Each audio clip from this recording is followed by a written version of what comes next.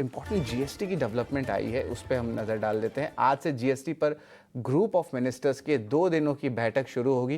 पूरी डिटेल्स के साथ प्रकाश प्रियदर्शी जुड़े हैं।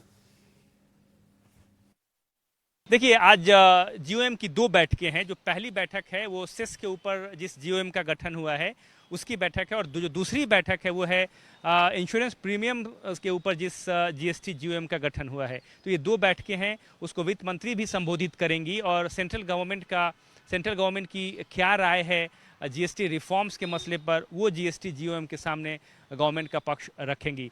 कल एक और इम्पॉर्टेंट बैठक होने जा रही है, वो है रेट रैशनलाइजेशन के ऊपर जिस जीओएम का गठन हुआ है उसकी बैठक है, उसको भी वित्त मंत्री संबोधित करेंगी।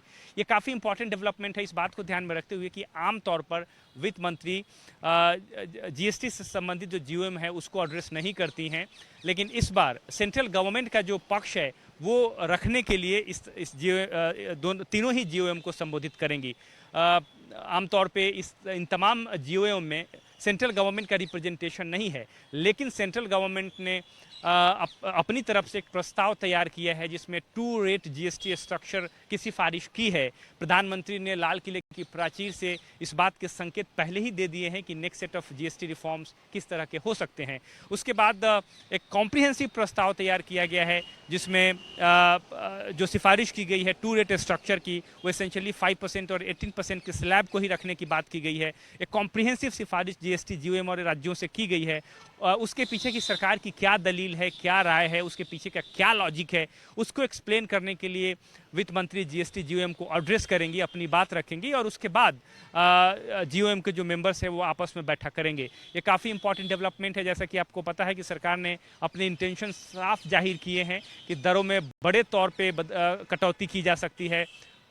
12% स्लैब की जो 99% प्रोडक्ट्स हैं वो 5% में आ सकते हैं। उसी तरीके से जो 28% के प्रोडक्ट है वो 18% की कैटेगरी में आ सकते हैं ज़्यादातर। एक 40% का सेपरेट कैटेगरी बनेगा जिसमें कि सिन गुड्स होंगे, 5 से 7 प्रोडक्ट ही उसके अंदर रहेंगे, और बाकी सब 18% के कैटेगरी में उन प्रोडक्ट्स को लाया जाएगा। तो एक काफ़ी कॉम्प्रिहेंसिव रिफॉर्म की बात की गई है, और जाहिर तौर पे दरों में कटौती होगी। Student, farmers, consumers, traders, industry body, industry और साथ ही साथ जो की इकोनॉमिक सेक्टर से उसको फ़ायदा होने जा रहा है। तो ये एक तरीके से मेगा रिफॉर्म्स है, और जाहिर तौर पे सरकार ने पहल की है, वित्त मंत्रालय ने पहल की है, और इसके पीछे की क्या दलील है, क्या लॉजिक है, उसके संबंध में जो जीएसटी जीओएम है उसके सामने वित्त मंत्री अपना पक्ष रखेंगी।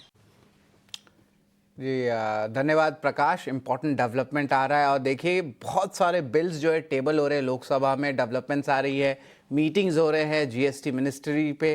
तो डोमेस्टिक क्यूज़ बहुत बिजी है गवर्नमेंट की तरफ से, और हमें भी बिजी करके रखा है अर्निंग सीजन के बाद, जिस तरह हम आपको इम्पैक्ट एनालिसिस बता रहे हैं। और अच्छी momentum domestic facing companies, festive season वाले कंपनीज पे जो है ज़रूर आज भी देखने मिल सकती है। लेकिन चलिए